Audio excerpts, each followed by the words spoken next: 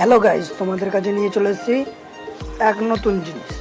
আমাদের রামকেলি গৌড় গেট মানে welcome gate তৈরি হচ্ছে, তো সেই ভিডিওটাই তোমাদের সামনে তুলে ধরলাম।